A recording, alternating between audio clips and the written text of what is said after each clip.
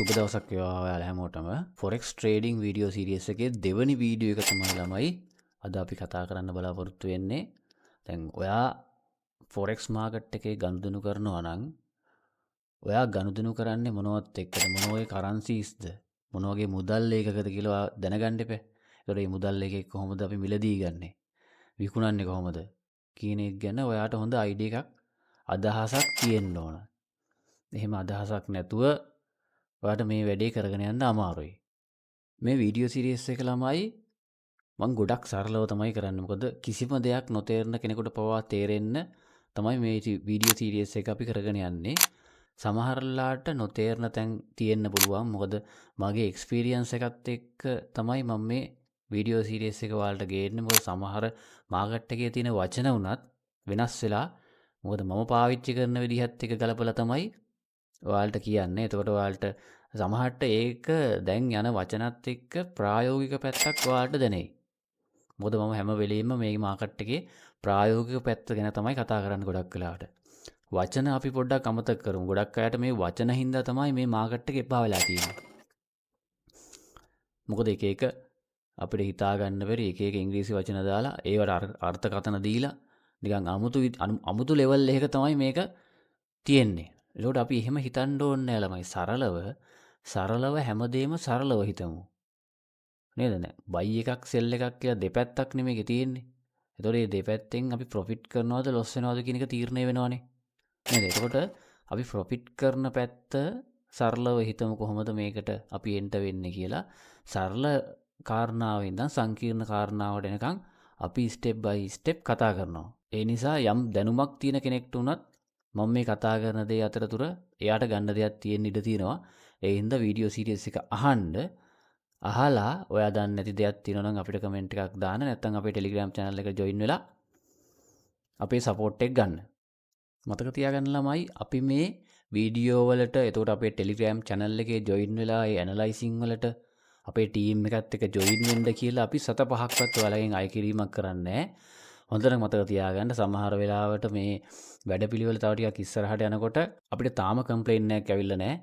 නමුත් වැඩපිළිවෙල ඉස්සරහට යනකොට අපේ නම ගාවගෙන සමහර විට ඔයාලට මැසේජ් ඇවිල්ලා සල්ලි ඉල්ලන්න ඉඩ තියෙනවා WhatsApp හරහා එක link වලින් ඇවිල්ලා. ඒ හින්දා අපි කිසිම මුදලක් ඔයාලගෙන් අය කරන්නේ නැහැ. මේක 100% ෆ්‍රී තමයි යන්නේ. ඔයාලට අපි වෙනුවෙන් කරන්න පුළුවන් එකම උදව්ව තමයි අපිව රෙකමන්ඩ් කරන එක. ඒ කියන්නේ අපි දෙන සර්විස් එකට ඔයාලා අපිට කමෙන්ට් එකක් දාන්න, අපිට රෙකමන්ඩේෂන් එකක් දෙන්න. හරි ළමයි. අපි දැන් පාඩමට එමු. මම කතා කරා වැඩිද මන්දා. ඒ වුණාට මේක නොකිය ඉස්සරහට යන්නත් බෑ. මොකද මේ අපේ වීඩියෝ සීරීස් එකේ මුල් ටික අනේ යන්නේ. ඒ කියන්නේ මුල් වීඩියෝ සෙට් එකනේ යන්නේ. හරි. එතකොට හරි කරන්සියක් කියලා කියන්නේ ළමයි රටක මුදල් ඒකකයක්. හරිද? එතකොට ලෝකේ වැඩිපුරම ට්‍රාන්සැක්ෂන් සිද්ධ වෙන, වැඩිපුරම ගනුදෙනු සිද්ධ වෙන කරන්සි වලට කියන්නේ මේන් කරන්සිස් කියලා. US ඩොලර්, යුරෝ, ජැපනීස් යෙන් එක, බ්‍රිටිෂ් පවුන්ඩ්, ස්විස් ෆ්‍රෑන්ක් එක, එතකොට නිව්සීලන්ඩ් ඩොලර් එක, ඕස්ට්‍රේලියන් ඩොලර් එක. එතකොට ළමයි මේ තියෙන්නේ දැනට ලෝකෙ වැඩිපුරම ට්‍රාන්සැක්ෂන් සිද්ධ වෙන වැඩිපුරම පාවිච්චි වෙන කරන්සි සෙට් එක. හරිද? හැබැයි ඔයාට මේක ෆොරෙක්ස් මාකට් එකේ පොඩ්ඩක් වෙනස් විදිහට තමයි දක්නට ලැබෙන්නේ. මොකද අපිට ෆොරෙක්ස් මාකට් එකට මේක පාවිච්චි කරනවා නම් ටිකක් පහසු කරගන්න එපා. ඒ පහසු වෙන විදිහට තමයි මෙයාලා මේක අකුරු 3කින් සංකේතයක් විදිහට පාවිච්චි කරලා තියෙනවා. හරිද? එතකොට US ඩොලර් එක වඩ ෆොරෙක්ස් මාකට් එකේ දකින්න ලැබෙන්නේ USD කියලා විදිහට. USD කියන අකුරු 3ෙන් තමයි හොයාගන්න පුළුවන් වෙන්නේ. ඊට පස්සේ යුරෝ එක EUR, ජැපනීස් යෙන් එක JPY, බ්‍රිටිෂ් පවුන්ඩ් එක GBP, ස්විස් ෆ්‍රෑන්ක් එක CHF, නිව්සීලන්ඩ් ඩොලර් එක NZD, ඕස්ට්‍රේලියන් ඩොලර් එක AUD. ඔන්න ඔය විදිහට තමයි ෆොරෙක්ස් මාකට් එකේ ඔයාලට මේක හොයාගන්න පුළුවන් වෙන්නේ. දැන් පොඩි අදහසක් ඔයාලට එන්න ඇතිනේ නේද? එතකොට ඔයා කල්පනා කරලා බලන්න ශ්‍රී ලංකන් රුපීස් කියන එක කොහොමද එන්නේ? ශ්‍රී ලංකන් රුපීස් කියන එක LKR කියලා තමයි එන්නේ. හැබැයි පටල ගන්න එපා ෆොරෙක්ස් වල ප්‍රධාන මුදල් ඒකකයක් නෙමේ ශ්‍රී ලංකන් රුපීස් කියන්නේ. ඒ හින්දා LKR කියන එක ෆොරෙක්ස් මාකට් එකේ නෑ. හරිද? මොකද ෆොරෙක්ස් මාකට් එකේ වැඩිපුරම තියෙන්නේ ලෝකේ වැඩිපුරම ගනුදෙනු වෙන රටවල් වල මුදල් ලේකක. හරිද? ඒ හින්දා LKR කියන මුදල් ලේකකයේ forex market එකේ නෑ. අපි LKR වලින් අපි ළඟ තියෙන රුපියල් අපි USD වලට කන්වර්ට් කරලා තමයි මේ මාකට් එකේ අපි ගනුදෙනු කරන්නේ. හරිද? එතකොට දැන් තේරෙනවද ළමයි? කරන්සියක් කියලා කියන්නේ රටක තනි මුදල් ඒකකයක්. කරන්සි ෆෙයා එකක් කියලා කියන්නේ කරන්සීස් දෙකකට. ඒ කියන්නේ යුගලයකට. එතකොට රටවල් දෙකක මුදල් ඒකක දෙකක් එකතු වෙලා තමයි කරන්සි පෙයා එකක් හැදිලා තියෙන්නේ. හරි, හිතන්නකෝ දැන් ඔයාට forex market එකේ ජපනීස් yen trade කරන්න ඕන. ඔයා මුලින්ම මොකද කරන්න ඕන? ඔයා ඉස්සල්ලාම ඔයාගේ තියෙන රුපියල් USD වලට කන්වර්ට් කරගන්න ඕන. ඒකට අපි අපේ බ්‍රෝකර් පාවිච්චි කරනවා. මම ඔයාලට කලින් කියලා තියෙනවා. අපේ බ්‍රෝකර් account එකක් හදලා ඒ බ්‍රෝකර් account එකට අපි USD දාගන්නවා. දාගෙන තමයි මේ forex market එකේ trade කරන්නේ. ඊට පස්සේ අපිට තෝරගන්න පුළුවන් ළමයි මේ JPY USD කියන කරන්සි පෙයා එක. ඒ කියන්නේ ඇමරිකානු ඩොලරයට සාපේක්ෂව ජපානයේ යෙන් අගය. ඒක තමයි මේ කරන්සි පෙයා එකකින් අදහස් කරන්නේ. එතකොට අපිට ඒක ට්‍රේඩ් කරන්න පුළුවන්. ඒ ට්‍රේඩ් කරන විදිහ, ඒකට අපි එන්ට්‍රියක් ගන්න විදිහ, හරියම කොතනින්ද අපි හරියටම එන්ට්‍රියක් ගන්නෙ, කොතනින්ද අපි හරියටම ප්‍රොෆිට් එකක් අරන් ක්ලෝස් කරන්නේ, ඒ හැමදේම අපි ස්ටෙප් බයි ස්ටෙප් වාට පැහැදිලි කරලා දෙනවා. ඊට පස්සේ ළමයි ජපනීස් එන්නේ දැන් ඔයා ට්‍රේඩ් කරේ. ඒ වගේම තව මාකට් එකේ ගොඩාක් කරන්සි පෙයාස් තියෙනවා. එතකොට GBP USD, එතකොට CHF USD, කැනේඩියන් ඩොලර් එක, ඕස්ට්‍රේලියන් ඩොලර් එක, NZD USD, නිව්සීලන්ඩ් ඩොලර් එක. ඒ විදිහට ඔයාට ඕනම කරන්සියක් ඔයාගේ බ්‍රෝකර් හරහා ට්‍රේඩ් කරන්න පුළුවන්.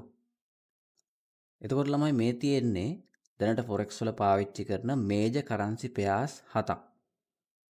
හරිද? මේ ටික තමයි දැනට මේජර් කරන්සි පෙයා විදියට forex market එකේ පාවිච්චි වෙන්නේ. අපි දැන් ගිහිල්ලා බලමු රියල් මාකට් එකේ මේ මේජර් කරන්සිස් කොහොමද පෙන්වන්නේ? ඒකේ chart එක කොහොමද වැඩ කරන්නේ කියලා. නිකන් ගිහිල්ලා බලමුකෝ. අපි බලමු GBP USD ඒ තියෙන Great Britain pound එකයි USD එකයි මේ තියෙන chart එක. price section එක උඩ පල්ලෙහා යනවා ඔයාලට පේනවා ඇති. එතකොට අපි මේ අගයන් වලට තමයි ළමයි ට්‍රේඩ් කරන්නේ. මෙතනින් අපි buy එකක් අරගෙන අපි හිතන විදිහට මාකට් එක අප් වුණොත් ඔන්න අපි profit. අපි මෙතනින් buy එකක් අරගෙන අපි හිතන විදිහට මාකට් එක අප් වුනේ නැත්නම් down වුණොත් ඔන්න lost. එතකොට අපි level එකක් තියාගන්නවා stop plus level කියලා. එතනින් නතර කරගන්න. මොකද loss ටික දිගටම පල්ලෙහාට ගියොත් අපේ account balance එකට ඒක ප්‍රශ්නයක් වෙනවනේ.